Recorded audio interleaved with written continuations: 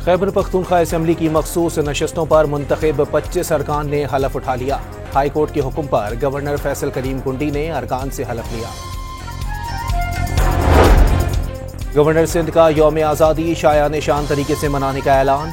MQM के सरबराह खालिद मकबूल ने भी 1 अगस्त से 14 अगस्त तक मुसलसल तकरीबात का ऐलान कर दिया।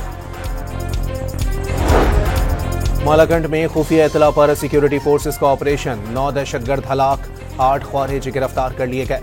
कल्लात में भी सिक्योरिटी फोर्सेस के ऑपरेशन में 4 भारतीय स्पॉन्सर्ड दहशतगर्द मारे गए।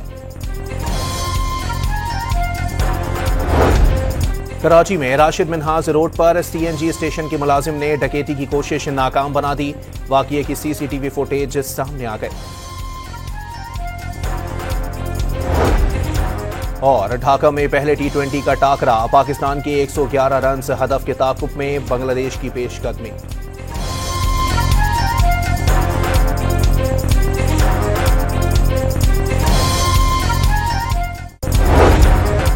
खैबर पख्तूनख्वा असम्बली की मखसूस नशस्तों पर मुंतखब 25 अरकान ने हलफ उठा लिया। हाई कोर्ट के हुक्म पर गवर्नर फैसल करीम कुंडी ने अरकान से हलफ लिया। गवर्नर सिंध का यौम आज़ादी शायान शान तरीके से मनाने का ऐलान। MQM के सरबराह खालिद मकबूल ने भी 1 अगस्त से 14 अगस्त तक मुसलसल तकरीबात का ऐलान कर दिया। मालाकंड में खुफिया इतला पर सिक्योरिटी फोर्सेस का ऑपरेशन, 9 दहशतगर्द हलाक, 8 ख्वारिज गिरफ्तार कर लिए गए। कल्लात में भी सिक्योरिटी फोर्सेस के ऑपरेशन में 4 भारतीय स्पॉन्सर्ड दहशतगर्द मारे गए।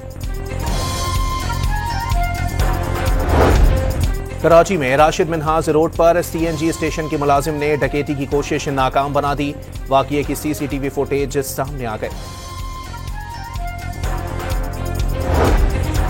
और ढाका में पहले T20 का टाकरा, पाकिस्तान के 111 रन हदफ के ताकुब में बांग्लादेश की पेशकदमी।